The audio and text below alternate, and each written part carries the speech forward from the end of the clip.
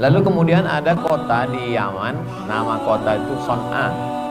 Di situ orang sholat tarawih sampai 100 rakaat. Jadi tarawih itu banyak sekali versinya.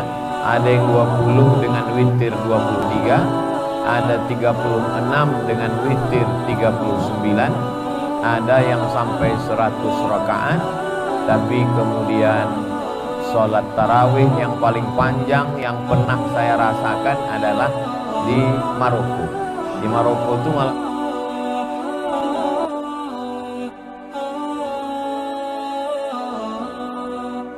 tarawih itu artinya tarwihah.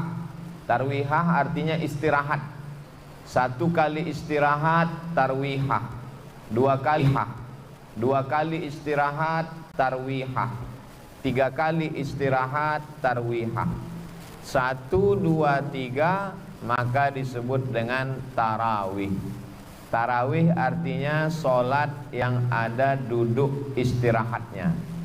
Karena setelah 4 rakaat ayatnya panjang.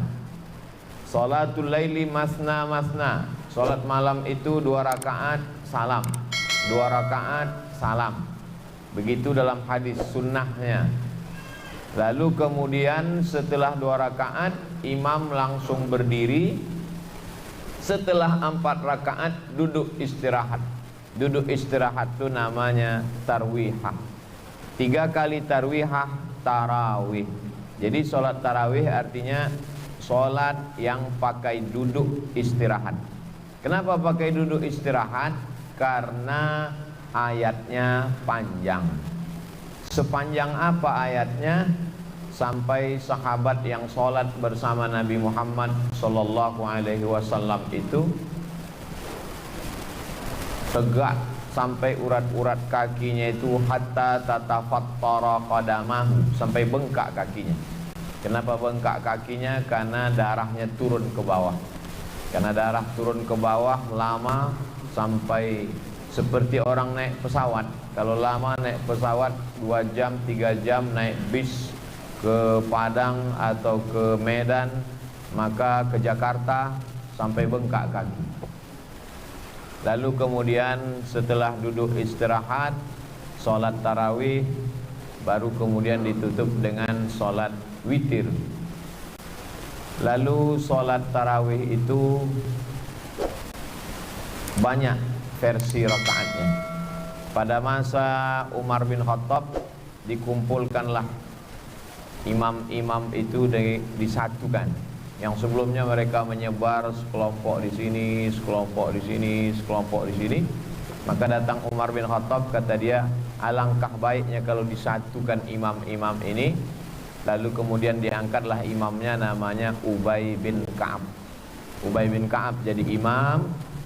Tapi sahabat tidak sanggup sholat panjang seperti zaman Nabi. Maka karena tak sanggup tegak lama, kalau begitu rokaatnya saja ditambah. Maka ditambahlah rokaatnya menjadi ishruna rakaat, 20 rakaat. Itulah asal usul sholat tarawih, 20 rakaat tambah witir 3, 23 rakaat.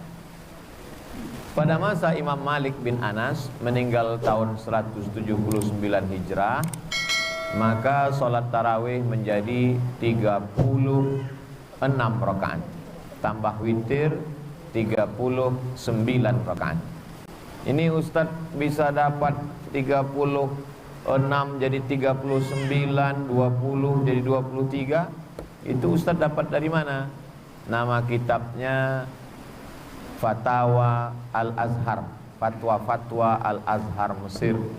Yang mengeluarkan fatwanya para ulama, diantaranya Syekh Atiyah Soqar.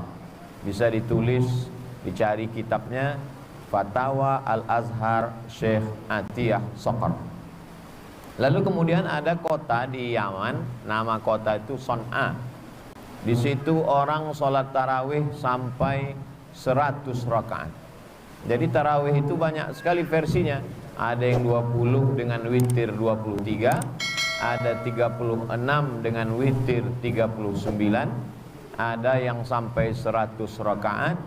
Tapi kemudian Sholat tarawih yang paling panjang yang pernah saya rasakan adalah di Maroko. Di Maroko itu malam 27 orang sholat tarawih dari habis isya sampai ke subuh, menyambung tak berhenti. Imamnya ganti-ganti, jamaahnya ganti-ganti. Jadi kesimpulannya kata para ulama, sholat tarawih itu pilihannya dua saja. Pertama, kalau ayatnya panjang maka tegaknya lama. Jadi bisa saja orang sholat tarawih ayatnya misalnya 1 lembar atau 2 lembar, tegaknya lama, tapi sujudnya sedikit. Versi yang kedua, ayatnya tidak terlalu panjang tapi rukuk dan sujudnya banyak. Jadi kalau begitulah kita memahami tarawih, maka insya Allah umat Islam tidak akan menjadikan bulan Ramadan ini bulan ikhtilaf, karena dipahaminya sholat tarawih bukan mengejar target, bukan sekedar kejar berapa rakaat, tapi sholat tarawih adalah bagaimana dia mengisi malam-malam Ramadan.